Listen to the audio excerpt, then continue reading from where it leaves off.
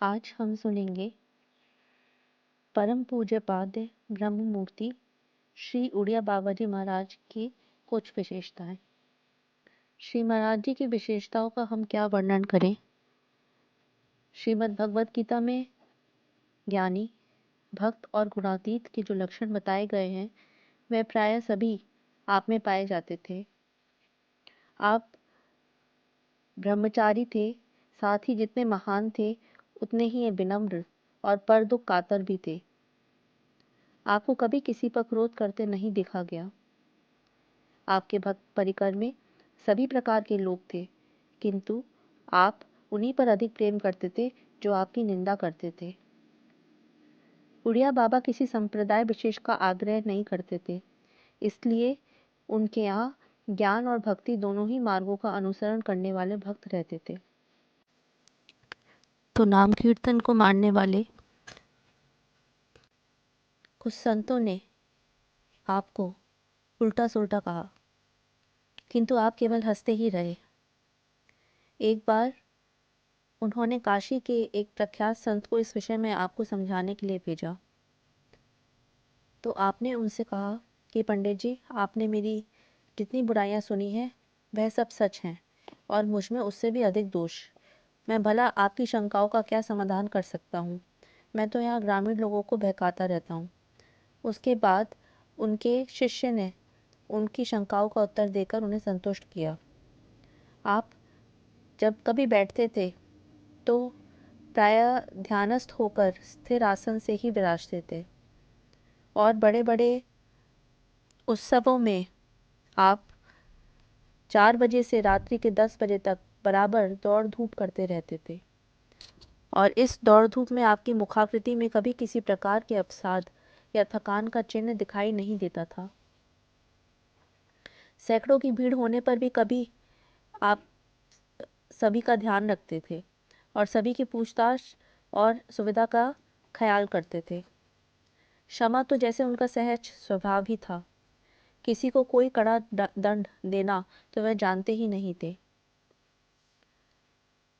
अपने प्रति अपराध करने वाले को तो वह उल्टा प्यार ही करते थे। वृंदावन में आपका सम्मान बहुत बढ़ गया था। इससे चिढ़कर कुछ ईर्ष्यालु लोगों ने आपके ऊपर शस्त्र तक प्रहार किया। वह ये कर तो रहे थे पर उनका साहस शिथिल पड़ गया और वह चाकू छोड़कर भागे। लोगों ने उन्हें पकड़कर पीटना आरंभ किया, किंतु आपने उसे छुड़ाया, उसे दूध पिलाया और पुलिस के हाथों में भी नहीं लगने दिया। ऐसी थी आपके अंदर क्षमा भावना। एक बार लोगों ने किसी के दोष बतलाकर ये प्रार्थना की कि उसे यहाँ से निकाल देना चाहिए। तो आप बोले, क्या तुम उसे भगवान की सृष्टि से भी निकाल सकते हो?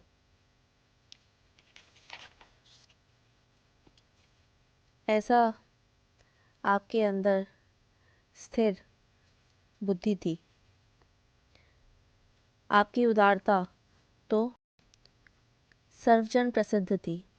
आपके पास फल और मिठाइयों का ढेर लगा रहता था और आप मुक्त हस्त से उन्हें लुटाते थे। आप हर समय प्रसाद क्यों बांटते रहते हैं, ऐसा लोग पूछते थे। तो आप बोलते थे, ये हमारा शौक है। जैसे कुछ लोग बीड़ी सिगरेट का शौक रखते हैं, उसी प्रकार मुझे दूसरों को खिलाने का शौक है। किंतु खाने का आपको कभी कोई चाव नहीं था। दूध, फल आदि से भी आपको घृणा ही थी। लोगों के आग्रह से भले ही कुछ ग्रहण कर ले, पेट भर अन्न तो आप कभी पाते ही नहीं थे। वह भी कुछ अन्न आप तब पाते थे जब भिक्षा की मोटी मोटी रोटियां मिलती थी। कैसे ही व्यंजन हो, उन्हें कभी रसबुद्धि से खाते तो हमने आपको देखा ही नहीं। भोजन के समय मन और नेत्र मानो कहीं अन्यत्र ही लगे रहते थे। इस प्रकार श्री महाराज जी की एक एक बात याद करके भक्तों के हृदय भाव से भर आते हैं। अपनी सुविधा का वह कभी विचार नहीं करते थे। जिसे अपना लिया उसके लिए फिर कैसी ही परिस्थिति में क्यों ना पड़ना पड़े उसे निभाते ही थे। और जिससे एक बार जैसा संबंध बन गया, फिर वह कैसा भी हो जाए उसका हमेशा ख्याल रखते थे और उनके लिए वो वही रहता था जो पहले था। सबके लिए सब करते हुए भी वास्तव में वे सर्वथा निरपेक्ष और निर्विकार रहते थे।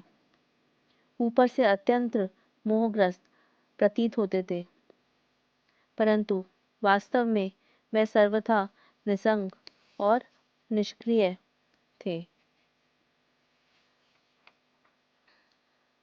श्री उड़िया बाबा जी की कुछ विशेषताएं इतनी कम पंक्तियों में, इतने कम शब्दों में बताना तो बिल्कुल जैसे नामुमकिन ही है।